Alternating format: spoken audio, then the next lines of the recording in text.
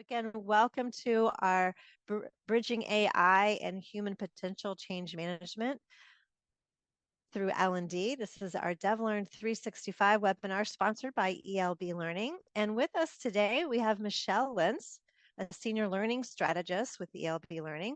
Over the last 20 years, Michelle has become a recognized leader in learning strategy and technology within the corporate space.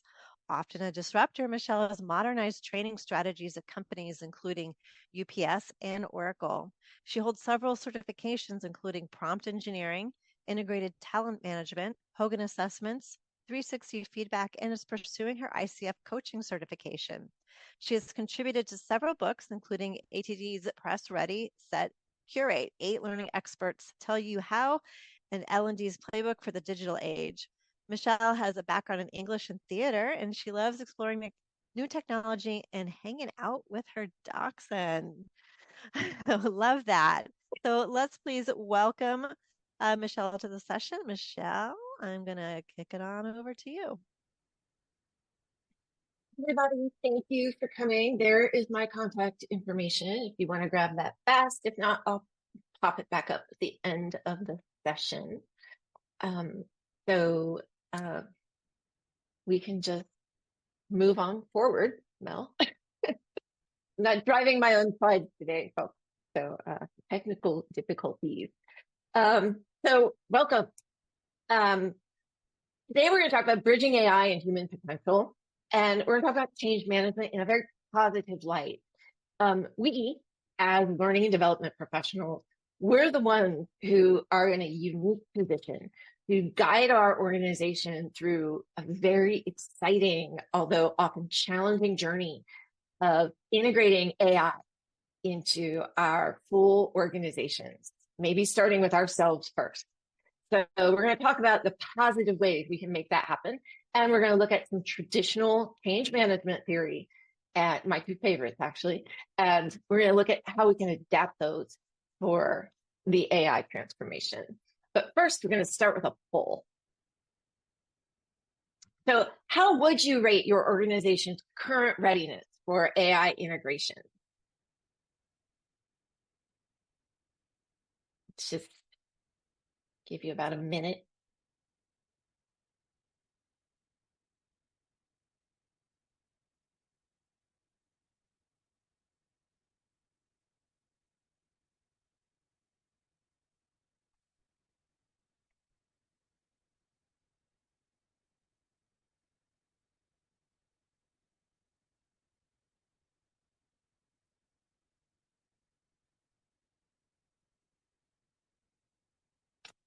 Okay, if we got, so most everybody voted in about a minute. What are our results? Somewhat ready. Yeah, that sounds about right. 15% well on our way. That's great.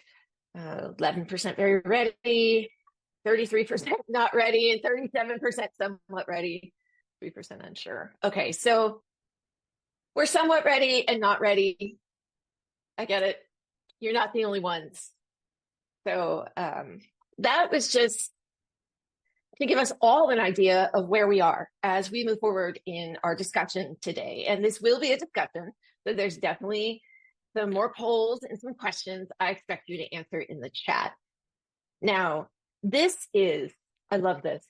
This is a really great image taken from the 2024 State of Work report from Asana, which is a project management tool, and Anthropic, which runs Claude.ai, which is my personal favorite AI for business. So as you'll see, you are not the only ones. There is a 5-stage journey for organizations to get to AI maturity. And everybody starts at this AI skepticism level.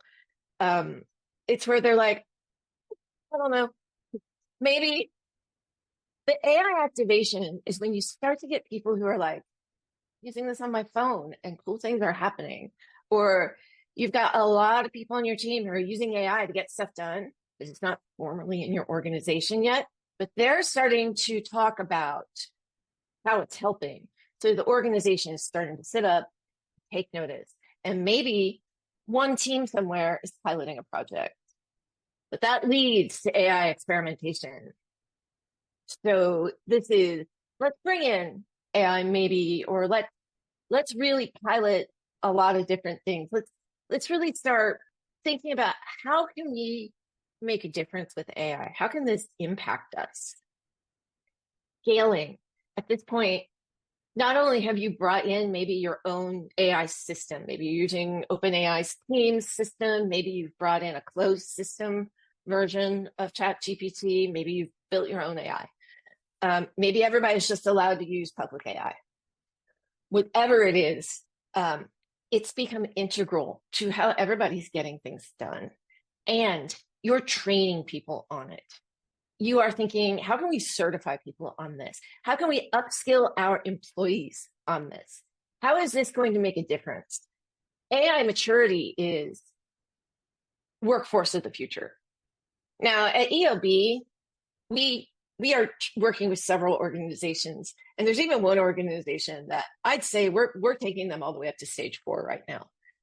I don't know of many organizations outside of maybe organizations like Microsoft or Google, tech agencies that are at AI maturity. And so outside of people who are actually creating AI, AI maturity is not something you're going to see a lot of right now. AI itself is not mature. So how can an organization be mature? So moving on. This is how we imagine AI's impact on the workplace in the future. Now, you see all these little AI heads. They're not replacing you. They're augmenting you. They're helping you. This is that stage 4, maybe stage 5. This is have an assistant. This is, you have AI that's doing things you don't want to do. This is AI that you're brainstorming with on an idea to really figure something out. And then you go back and you add your human creativity, your human empathy, your human personalization that the AI can't add. But the AI is getting you started. This is the AI converting files for you or reading a bunch of data and synthesizing that for you so you don't have to. So I used AI the other day. I had so many notes from one particular project and I just couldn't get my head around it. And I fed it into an AI, and AI synthesized those for me. It summarized all of them for me. And I was like, okay, I have a much better understanding of where we are with this. And now I can move forward to do our next step because it was just too much information. So those are the things the AI can really help you move forward with. And honestly, at the fast pace of AI, who knows? By the end of the year, by this time next year, what AI will be helping us with. We're seeing changes in how teams collaborate, how decisions are made, data analysis. This evolution, we need to think about redefining our roles. And so we can have a symbiotic relationship between AI and human capabilities. So, yeah. Next. Yeah. Answer in chat. What is one way that you have already seen AI affect your workplace?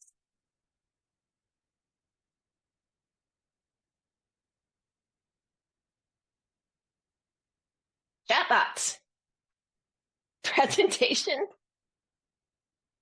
Don't forget to move your drop down for the chat into everyone.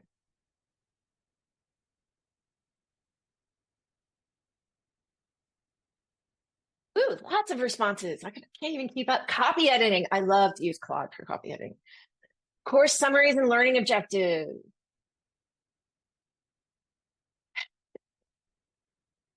Document summarizing. Yes.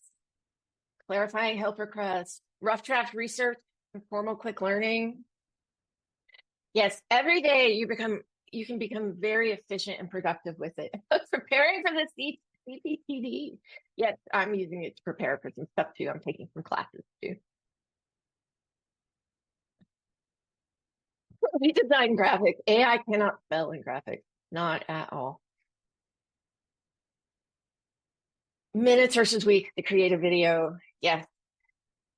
Isn't that just amazing too? It's kind of frightening. Elizabeth Preston Steele. I use ChatGPT to read my spreadsheet on possible training projects and tell me which it thought it was best and the reasons why. That is great. That is a perfect example of brainstorming with the AI. Different ways to use it. I use Claude all the time. I'm like, I have a presentation coming up. Here's the things I was thinking. Let's brainstorm an outline. And it, I will go back and forth constantly until we come up with an outline. Professional development assistant. Yeah, outlining presentations. Exactly. So these are all great. Solve Excel formulas problem. Yeah. Excel and I, we don't get along. The fact that ChatGPT can now go, yeah, here is what your data is saying. And oh, here's the formula you should do. I love that. Okay, that's fantastic. Thank you, everybody. All right, let's head to the next slide. All right, so we need to adapt our current change management models for AI. Traditional models provide a very solid foundation, and the AI era presents unique challenges, though, so that requires some adaptation. The rapid pace of AI means that change is constant and not a one-time event. So the complexity of AI systems requires ongoing learning and adaptation, and not just initial training. You can't just train someone and send them off. And the ethical considerations of AI demand a different level of awareness and responsibility on our part, especially as learning and development in HR. So we're going to look at how we can adapt Cotter's 8-step process and the ADKAR model from ProSci, and reshape those just a little for the AI era. So this is Cotter's 8-step process, and I actually forgot, Mel, this does have animations in it. Yeah, so if we adapt this, originally create a sense of urgency, right? So let's adapt that for AI. Create urgency, but emphasize the ongoing nature of AI advancements and the need for continuous adaptation. So the next one, build a guiding coalition. So your guiding coalition isn't just going to be your stakeholders. You need to include AI experts and employees all across your organization, various departments, because you want diverse perspectives on how all your employees are using AI or could potentially use AI. And you also want the perspective on where AI couldn't be used. Maybe you don't want to use it in legal, for instance. I mean, there are all sorts of places maybe you don't want to bring in AI. Maybe you do. Maybe there are more guardrails someplace where there aren't in others. So you want a diverse perspective. The next one, form a strategic vision. For AI, you want to incorporate AI-human collaboration, like that org chart, into your vision of the future workplace. So your strategic vision will incorporate little robot heads, basically. And you need to think from that collaboration standpoint. The next one, enlist a volunteer army. Always have champions when you bring in new technology. I don't care what technology it is, have your champions.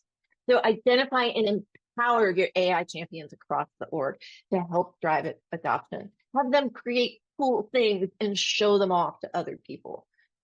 That is the selling point of AI.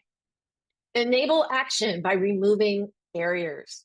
Address these fears people have that the AI is going to take their job, that AI is going to take over the world, that the robots are coming for us. Address those fears, and through the skill gaps, through your champion, and through AI very specific training, and through a lot of support for the AI. Have open office hours with your AI experts. Offer a lot of comfort to people and support. The next term, short-term wins, always important, but highlight early successes in your AI adoption. And the more early successes you have in your AI adoption, here's where we're gaining in productivity. Here's these really cool things that we've been able to incorporate into our learning. We're able to track our learning better. We have a GPT or an agent now where we can send that out and get better results on our smile sheets. There are different things you could say. So highlight those early adoptions to build momentum and generate interest. Sustain acceleration, the next one. Instead of declaring victory, emphasize continuous learning and adaptation to keep pace with AI advancement. So constant. AI changes every day. It is just constant. The worst AI you will ever see is the AI you use today. And that's a quote from Dr. Ethan Mullick. And he's right. It's just changing constantly. So you need to constantly be learning and helping your users learn and adapt to this new agile world we're in. And the next one, we're going to change it up. We're not going to say institute change. We're going to say foster adaptability, which goes back to what I was just talking about. Create a culture of ongoing evolution in response to AI development. Constant change. It is now just a fact of life. And that's where we need to go with all of this. And I think by adapting Kotter's 8-step model in this way, we can create a framework for continuous AI-driven transformation instead of just a one-time event. But this model with this mindset allows you to be continuously implementing the change management instead of a one-time process. Right, a poll. So which step in Kotter's model do you think will be most challenging for your organization? So, and Mel's going to pop it up there so you can see the steps.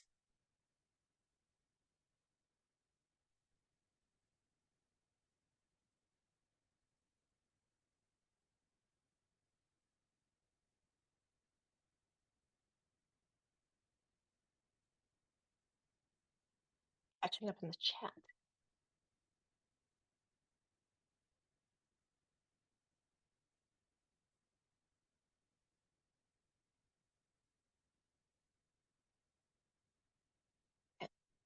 About 1 minute, we will.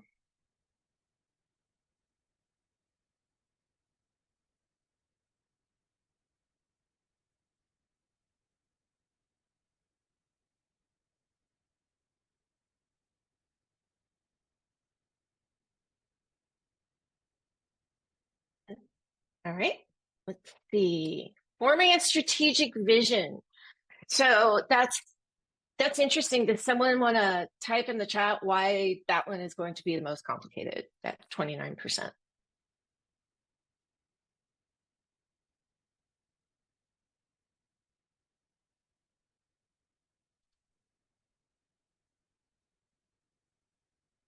No? Are we shy? There we go. If something is constantly changing, it's hard to plan for. True, but I think we need to learn to plan for the constant change at this point. I don't think there's any getting away from it. There should be a step in the model that says determine infrastructure readiness. Oh, yeah. The thing with change management is it's big ideas. And then we have to go in and add those little ideas that are tactical steps. Yeah. Yes. Yes. Agreed. All of that. All right. Fantastic, everybody.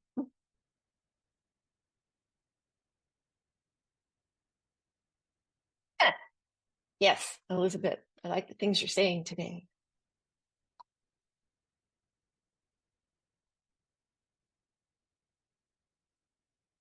Okay, Dino, I think, I hope I'm pronouncing that right. Many likely struggle with strategic vision because high-level leaders may not have a good enough understanding of AI set of vision. And this is why your team, your coalition needs to include people from all across the organization, including AI experts. That is so important. All right, let's move forward. And okay, I'm sorry, Mel, this one's an animation too. I forgot these two slides. I had no choice.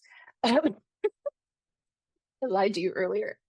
All right. So ADKAR is actually my favorite change management model. I'm a devout student of ProSci, even though I never got my certification. We did use this when I was at Oracle. So this one was fun for me to figure out how can we adapt this for AI. So the first one is, well, first of all, ADKAR really focuses on an individual's journey through change. And so when you convert an individual, this is how ProSci works. So you convert an individual, that individual converts another and another and another. And it's a chain of events. So let's talk about how we can convert people on their individual journey on AI. So the first is awareness. So we can go beyond just announcing AI initiatives. We can educate our employees about AI's potential impact on their specific roles and the org as a whole. So really get specific. So we can use demos and case studies. We can really make the benefits of AI tangible. All right, so they can see what it's done for others and what it could do for them in their role. The next is desire, and that is incentivizing with benefits and consequences. So address AI-specific concerns like job security. Highlight how AI can enhance the job, augment the job, rather than replace it. Share success stories of human AI collaboration, whether in your organization or that you've learned about, that you've studied about, and that can help build enthusiasm. The more enthusiastic you are about the AI, the more people will understand you're not trying to replace them, you're trying to help them. Knowledge is our next one. So know how to create and sustain change. So expand this beyond just, let's go train them. And this applies to both change management models. Develop comprehensive, ongoing AI literacy programs. Include both technical skills and soft skills needed for effective human AI collaboration. So, right, we need to understand prompting. But there's a lot of other things you need to understand for AI. You need to understand empathy. You need to understand design thinking. You still need critical thinking skills. So all those things go along with this, as well as sharpening those other skills that you need, because AI is going to take on some of the drudge work. So AI is going to go do a lot of automation. So maybe you can get your interpersonal skills sharpened, your sales skills sharpened, something else that your leadership skills sharpened. There are other things you can now focus on and improve while AI can look at the other stuff. So ability, the next one. Closing the skills gap. Focus on practical application of AI tools in daily work. Provide safe sandboxes, safe environments for experimenting and for learning. And then encourage cross-functional projects that leverage AI. And I love this idea of a multidisciplinary team. So people come in from different parts of the organization to build something cool in AI that will benefit the organization. Because that way we can learn from what the other pieces of the organization are doing. Too often we are too siloed in our companies. That group over there is doing one thing, that group over there is doing the other, and the right hand doesn't know what the left hand is doing. Building a multidisciplinary team for an AI project will help educate everyone on how AI is being used across the organization and teach more people how to use AI. And then finally, reinforcement is the last part of ADKAR. Modify this, not just for measuring and rewarding, but encourage continuous learning. I know I said this in the last model too, but recognize and reward not just AI adoption, but also innovation, new ideas in human AI collaboration. Create forums so people can share new ideas. Oh, look at this cool prompt and it does this cool thing. Share it. I have two colleagues at ELB, and the three of us are constantly sharing prompts back and forth to do cool things. And then we help each other iterate on those prompts. Oh, that one can do adaptive learning. Oh, that one's for smile sheets. Oh, that one can do this. We do so much. I have grammar checkers. We have all kinds of things. I have a doctrine trainer. I built a doctrine trainer. They're in AI. There's just all this stuff that you can do and have fun with and iterate on with everybody iterating together. So, and now I'm looking at your chat because this is a good time to just, yes, Carmen, you're not just introducing Gen AI, but trying to change a culture, which is part of change management always, because whenever you have to bring in change management techniques, you are trying to make a significant pivot somewhere. It's not just like, oh, we're switching from PC to Mac, Mac to PC, and people grumble, but they move on. It is a significant change in how we think and collaborate with each other and with tools. So it is a change in culture and it's a paradigm shift in how a lot of people think. And a lot of people are going to be afraid of it until they see the cool things it'll do. One of my proposal writers yesterday finally came to me and said, all right, you've done a lot of cool things working on this proposal using AI to bounce ideas off of. I think I need you to show me how to do that. And up until this point, he'd kind of been like, I don't want anything to do with it. But now she's like, I'm intrigued because this is really good. What are some examples of AI learning programs that we are creating? We offer, I have a slide on this at the very end. We actually offer so much stuff. But we have our boot camps. So we do those. All of our tools have AI integrated in them at this point, and that's some of it is just pretty mind-blowing what it can do. Create scenarios and all kinds of things. 360 graphics, mind-blowing. Every day I'm amazed by what AI can do. We embed a lot of prompts like an adaptive learning tutor. We can specify it very clearly and then embed it into maybe a Lectora or any sort of e-learning file so people can interact with AI and it can quiz them and go back and forth. There's all kinds of cool things you can do that are small. Those are small little things that you can pilot. That's like that stage 2 or 3 I was talking about in the beginning. Small little things you can sort of pilot. And those are also those small wins. Things that, look, this is exciting. Look at this cool thing we're doing. And people are learning from it. You know, so small wins, they're very important. All right, now let's move forward. And answer in chat. And I put the little things up here, the little sections. What element of AdCard do you think is most critical for AI integration? And, you know, why? So awareness, desire, knowledge, ability, or reinforcement? Reinforcement.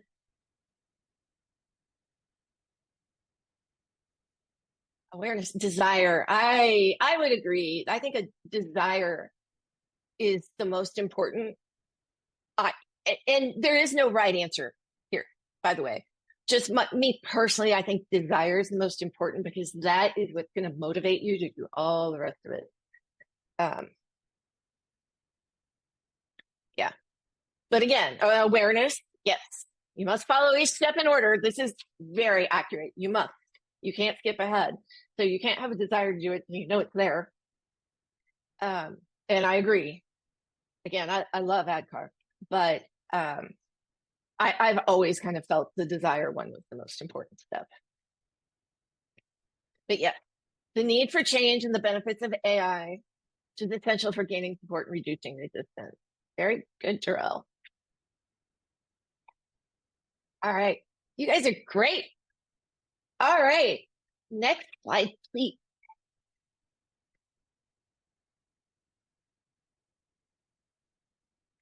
All right. So in general, there are some key principles, no matter what you're doing in change management. There are some key principles for AI change management. Continuous learning. Transparent communication. Human AI collaboration, adaptive skill development, and ethics. And these are the things I would advise everyone to focus on when whether you're getting tactical with it, whether you're looking big picture. I think this is out of my brain, but I think these are some of the most important things. So continuous learning, foster an environment where ongoing skill development is expected and celebrated. So maybe regular AI learning days or internal AI showcases. Celebrate the things that your teams have come up with. Transparent communication. Clearly articulate the benefits and challenges of AI integration. Address people's concerns openly and honestly. Sometimes you won't have an answer. Regular town halls and Q&A sessions, open office hours with AI experts, those can be very effective. Human AI collaboration focus, a little tongue-tied there. Emphasize how AI augments human capabilities rather than replaces them. Showcase examples of successful human AI teamwork from within your organization or within your industry. Showcase days are great, even if you're bringing other people in, you're doing a webinar with an expert from somewhere else, or you're just showcasing things you read about or learned about. Adaptive skill development. Identify and develop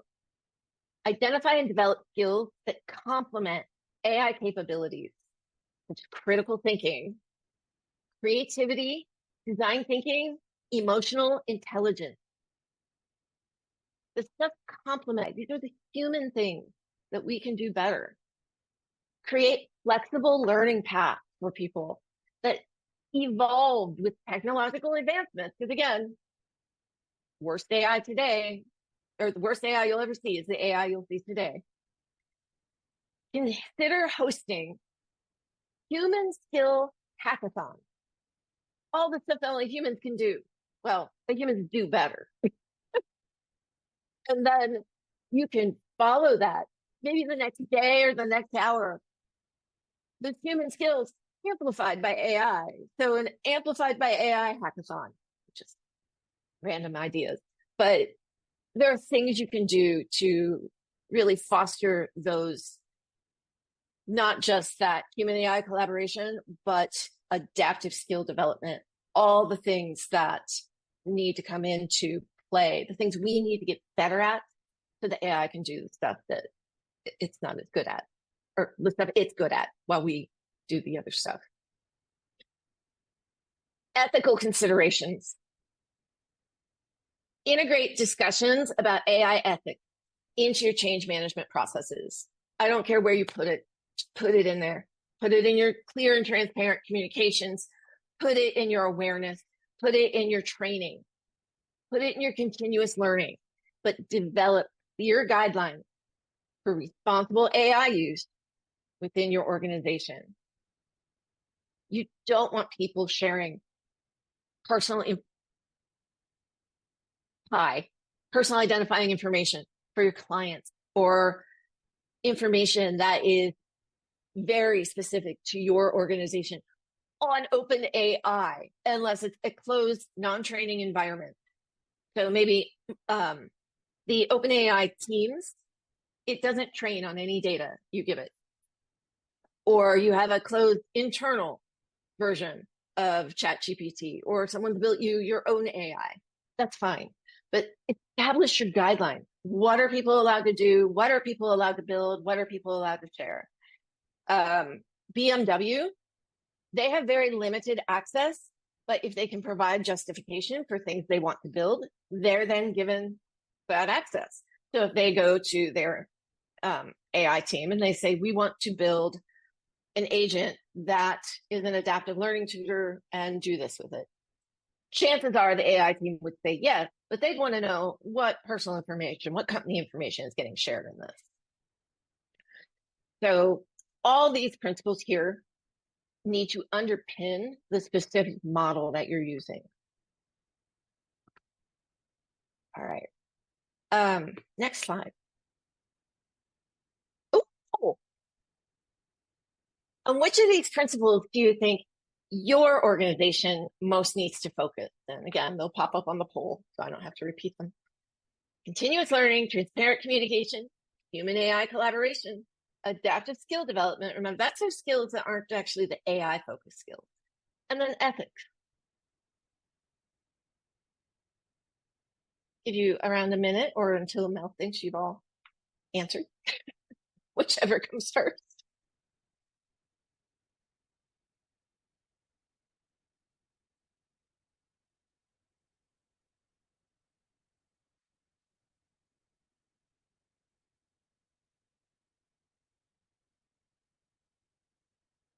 This one could actually have some really interesting answers.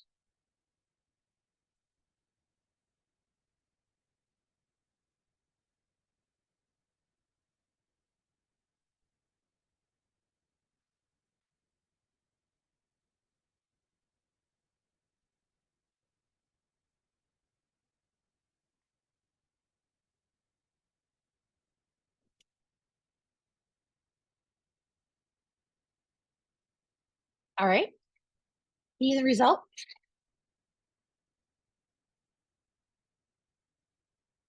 Ooh, let's see. 19% continuous learning, 20% transparent communication, 27% human AI collaboration. Yeah, that's hard for people to understand until they do it. I do it every day now, and it's just something I do, but until you really get used to it and until you can demonstrate it to other people, it's really hard um, to get people on board. Okay. 19% ethical considerations. Interesting. Although I know that writing governance for this is not easy. I also do know that SHRM, the Society for Human Resource Management, is working on creating sort of a governance template. They haven't released it publicly or anything yet, but they're working on that.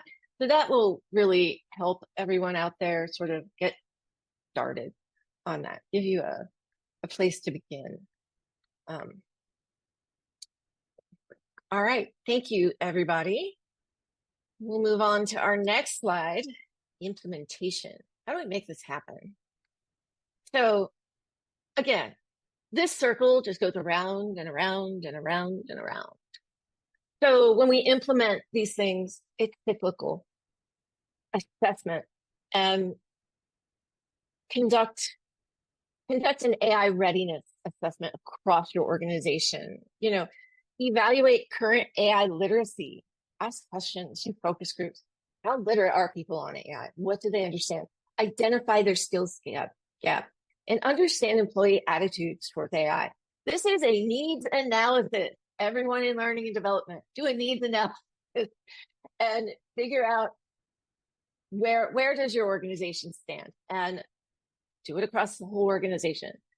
New people, people who've been there a while, people in IT, people in HR, I mean, people as far from IT as you can get, and find out what is the employee sentiment on this? Where do people want to be? Where's feeling falling, and how literate are they? Planning based on that. Start planning. What is your comprehensive change management plan? Maybe take a bit from Cotter, take a bit from AdCar, take a bit from something else. Create your own.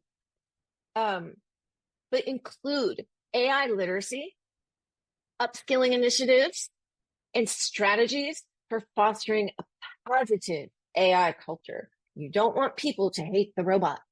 You want people to make friends. The third one, implementation. Roll out your plan in phases. You don't want to pop this on everybody all at once. So start with pilot projects. Demonstrate value with the little things first. Look at this cool thing we did. Gather learnings from those. How did those go over? What were people's reactions, right? Use a mix of formal training when you start teaching people, on the job learning, and peer-to-peer knowledge sharing, and that is so effective. And then finally, review and adapt. Assess the effectiveness of your initiative. Measure. Be prepared to adjust your approach based on feedback in emerging AI development. Gonna happen. So remember, this is not a one-time project. This is an ongoing journey of transformation. It sounds corny, but it's actually true. It's an ongoing journey of transformation. Oh, next slide.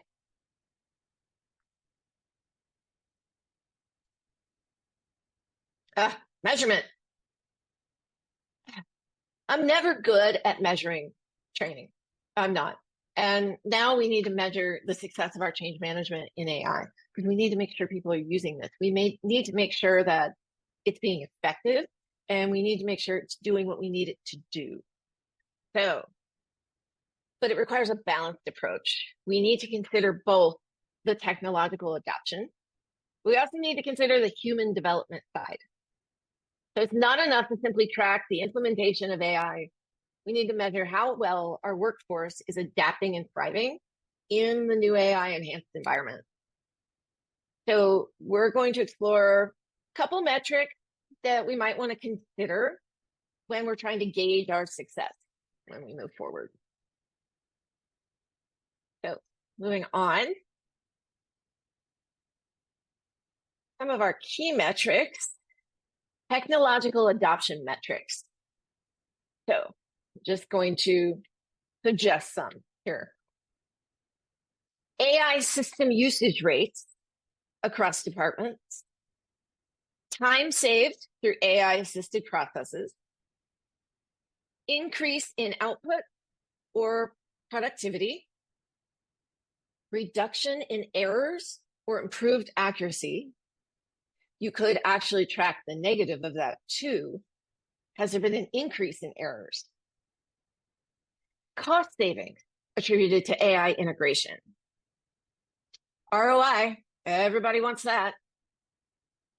Now, human development metrics. Now, these are totally different, but they're going to go hand in hand. AI literacy rates across the organization, completion rates of training programs, employee confidence levels in working with AI. Simple surveys will tell you that. Number of employee-initiated AI enhancements or suggestions. I love that. Cross-functional collaboration on AI projects, which goes back to my multidisciplinary teams for AI projects. And then AI satisfaction and engagement scores. We always do an employee sentiment survey. Do an employee AI sentiment survey and see what they're saying. If we track any of these metrics, some of these metrics, we can ensure that our AI integration is not just improving efficiency, but also enhancing our human capital. Next slide, please. All right. The old iceberg slide, I've adapted the old school iceberg slide here.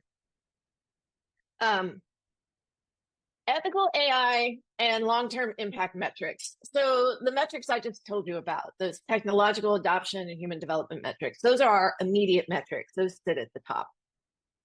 These other metrics, these are more long-term things that you're going to measure over a much longer period of time. Ethics. So probably your AI team needs to do regular audits of AI decisions that are made to see if there's bias. Data privacy compliancy, data privacy compliance. There we go. Are people adhering to the guidelines you have set out to your governance? Have there been ethical concerns, complaints filed, and have they been resolved? How many? And then what is your employee awareness of the AI ethics governance policy? Very important. And do they understand it? Now, some really long-term metrics. Improvements in key business outcomes, such as customer satisfaction, maybe. I can really see that applying to a call center, especially if a chatbot gets thrown into the front line. New product or service innovation enabled by AI. Employee retention rate, especially for people who are now being augmented and helped by AI in their everyday jobs? Are they staying longer or are they working harder? What's happening? Are they leaving or are they happier?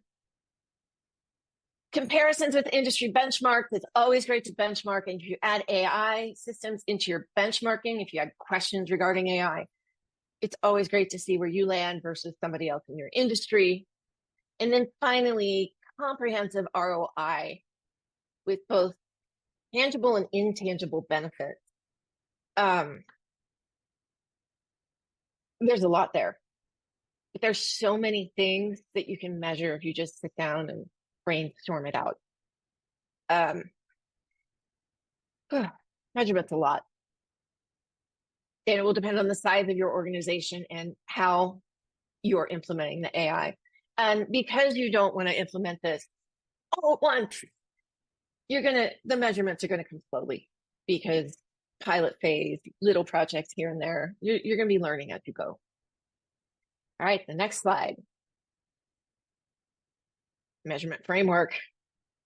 So you need to track these metrics. Whenever you measure, you need a framework. So design a balanced scorecard. When I say that, I would suggest structuring the scorecard into 4 parts. Maybe financial, stakeholder perspective, internal processes perspective, and then learning and growth perspective. And then assign a metric to each, and then check your balanced scorecard on that. Set clear, achievable goals for each metric. Don't reach for the sky immediately. Make sure your metrics are achievable, and then you can grow with your metrics. Establish regular measurement intervals and reporting structures. Involve key stakeholders in interpreting results and setting new goals. And then use your insights that you've gained and just keep refining. You can change your change management approach, and you may need to refine your measurement approach as you keep learning, as AI keeps changing, and as you adapt to how you're bringing AI into your organization. So everything is adaptable. You change as you go. Iterate. Design thinking. All right, next slide. Answer in chat. So, what is one metric you think you could use, or maybe you already might be using, to measure success of AI integration? And I caution you on going straight to ROI. I would find something much more attainable to start with.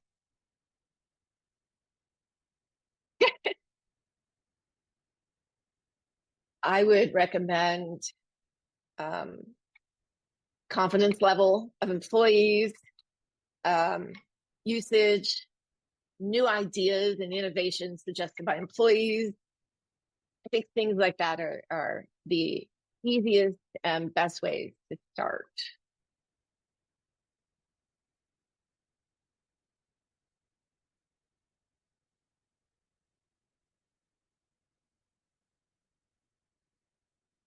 Yeah.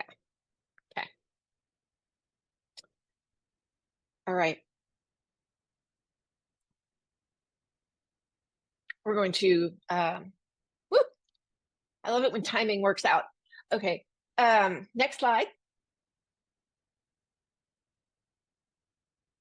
The future is collaboration. So AI integration requires adapting our change management approaches as they stand now to address the unique challenges presented by the constantly evolving journey of AI. Models like Cotters and ADKAR and all the other change management theories out there can be effectively modified for the AI journey. Key principles that I think we should all keep in mind, I've got them right here on the slide, include continuous learning, transparency, ethics, and yeah, continuous learning, transparency, ethics, and adaptive knowledge. So continuous learning for us on the non-AI side of things. Measuring success requires a balanced approach that includes not just the technological side, but the human side as well. So we need to measure both. It's not just AI usage, but the human confidence level in using the AI, the comfort level. So ethical improvements, are people comfortable? Do they understand the ethical impacts? Long-term business impact when you look at the holistic journey. So successful AI integration is not about replacing humans. So just forget that. It is about creating synergy between AI capabilities and our human potential. We created AI. You'll see the most success not in teams that use AI the most, but in teams that to figure out how to blend AI efficiency with human creativity and judgment. This isn't about AI versus humans. It's about finding the sweet spot where tech and human ingenuity create something greater than the sum of its parts. That's the real key to unlocking AI's potential. And by applying these adaptive change management principles and measurement strategies, we can guide our organizations towards a future where AI and humans work together, seamlessly driving innovation and growth. And so with that, before I get to Q&A really fast, I want to tell you about the ELB Summer of Learning, because it's exciting. So next slide, really fast. I'll go through this fast so we can have some Q&A. We are giving away, it's summer still, and we are giving away a free trip to DevLearn. All expenses paid.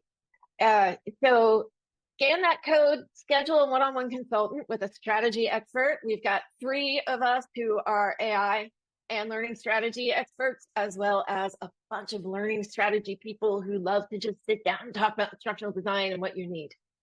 So schedule a consulting session and they'll get you registered for a free trip to DevLearn. Woo! All right, next slide's Q&A. And so we'll start that. And if you want to go to the next slide, we'll pop up my contact information while we're doing the Q&A. So reach out to me. I'd love to answer any more questions you've got, chat with you, reach out to me on LinkedIn. I like to make new friends. All right, so what do we got? Do we have anything in the Q&A, little Q&A section on Zoom, Mel? We do not. We had one much earlier. I work in state government. I've heard that some state government agencies are not allowing access to AI sites. Is that common, and how can I help our agency not go that direction?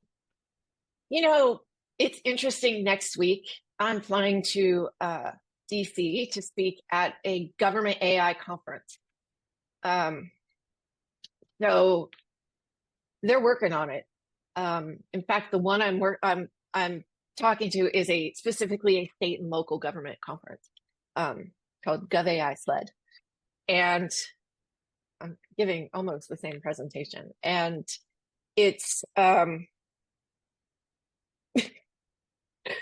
Jen, I think there's a question in the chat for you there.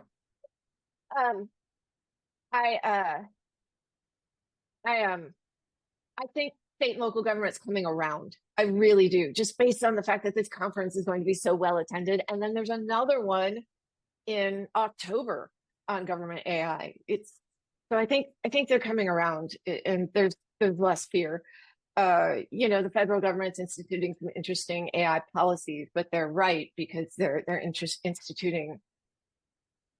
keeping harm. They're instituting responsible AI. And as long as you do responsible AI, that is your best bet. Someone asked in the chat, and Mel has uploaded in the chat the handout with all the slides and everything, so you can download that. And we have the answer to the ELB question in there too. Also, someone asked in the chat, how do you know which AI tool is best suited for task or development? So that's a loaded question, and I could probably spend an hour talking about that alone. Um, the different benefits to all the different AI tools out there. I like to use Claude for a lot of business writing because Claude is one, built for responsible AI use. Claude is also a great business writer. I don't know why. And Claude has a great sense of humor and a lot of patience. It also has something on the right called artifacts. So you can brainstorm with it and visually see what you're building. Even if it's a website, it'll build the website for you. You can visually see it and just say, no, let's change that. You know, maybe we add this here, and you can visually see the changes happening. I like Claude. Okay. OpenAI is your Swiss Army knife. It can do pretty much whatever you want, and that's where you can upload all your documents and things.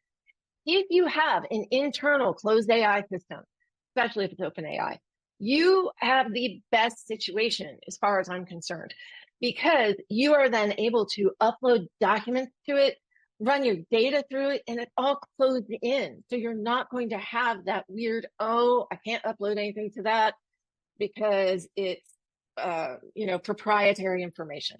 An internal system is, as far as I'm concerned, one of the best states you can have. We have a large global client who has an internal system that is just fantastic. And they can build agents in it. They can do everything in it. They can also restrict it from looking at the web when they want it to do something. And so they can use all their internal documents with it. So that's a great situation. OpenAI, you can build an agent and tell it not to look at the web. OpenAI teams will not train on your data or anything you tell it. I mean, there's just so Gemini by Google has a fantastic sense of humor. If you're looking for a joke or a funny name for a presentation or something, go to Gemini. It has a great sense of humor. And then there's so many tools just focus on graphics. Canva just bought Leonardo, which as far as I'm concerned, is the great best graphic tool out there. So Canva is going to get really smart with graphics here really soon. It's just constant. Runway makes amazing videos. Sora will hopefully be out after November. So many tools. I can just say go play with them all. I started using beautiful.ai the other day to make a presentation because it created the gorgeous graphics for me and I could just focus on my content. So, not this presentation, by the way, different one. But so there's just so much. Not seeing the handout download. It is up there. I see it twice. It's not twice. I just posted it once more. So it's and there again. 3 times. We'll post it with the recording as well. And you'll get an email when that recording is made available. So, and not to interrupt you, but we are at time. Time goes by when you're having fun, right? So I'll let you close out, and then I'll do a formal closeout as well. So any last thing you'd like to say, go ahead.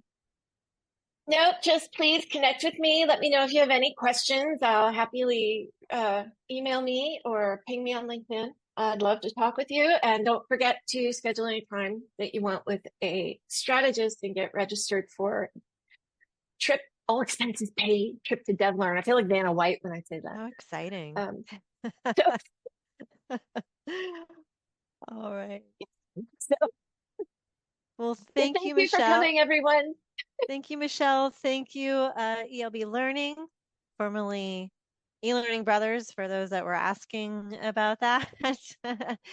And thanks to all of you for joining us live. The session was recorded and will be made available. And the handout will be posted there as well. So thank you, Michelle, as always. And we hope everybody has a wonderful rest of the day wherever they are in the world. And we look forward to seeing you in future events. Thank you.